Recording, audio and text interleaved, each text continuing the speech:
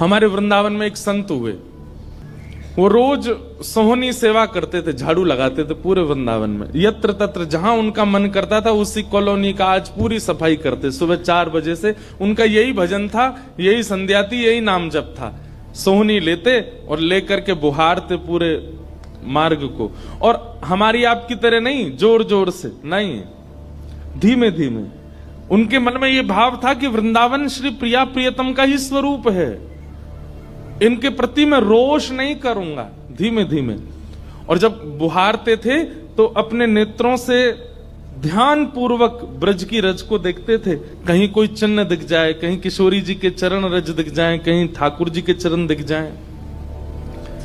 करते करते जब वर्षों बीत गए तो किशोरी जी के मन में भाव आया, हम नित्य रास के लिए वृंदावन में जाते हैं और पूरे वृंदावन को सुव्यवस्थित महात्मा करके रखते हैं, और इनकी एक ही अभिलाषा है कि हमारे चरण चिन्ह इनको दिख जाएं।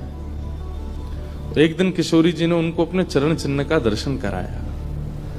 वो चरण चिन्ह देख करके उनके मन में विश्वास हो गया कि हे श्यामा जो चरण चिन्ह है इसका मतलब चरण भी है, और चरण है तो मतलब आप भी हो। जब चरण चिन्ह तक ले ही आई हो तो आप अपने दर्शन भी करा दो।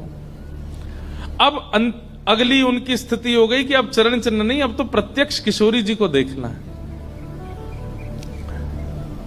लेकिन हमारे ब्रज की एक परंपरा है कि जब तक किशोरी जी की सखियां अनुमति नहीं देंगी ना, तब तक किशोरी जी के दर्शन नहीं हो सकते। लेकिन किशोरी जी तो चाहती हैं कि उनको दर्शन दें। तो एक दिन किशोरी जी ने रास करते करते अपना नूपुर वहीं छोड़ दिया,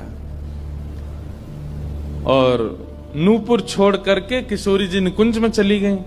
आप सुबह सुबह जब सोहनी करने आए तो आपको वो नूपुर मिला, और नूपुर देख करके वो आनंदित हो गए। इतना सुंदर नूपुर, ऐसी सुंदर उसकी कलाकृति, इतना हल्का उसका वजन, इतना सुंदर उसका स्वरूप।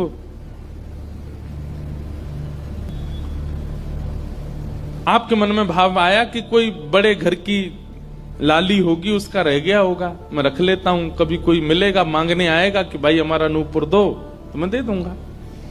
आपने वो नूपुर अपने पास रख लिया। नूपुर से दर्शन किशोरी जी ने कईयों को कराए, इसलिए वृंदावन में जब चला कीजिए ना, बहुत ध्यान पूर्वक देखते हुए पृथ्वी को चला कीजिए, क्या पता क्या मिल जाए।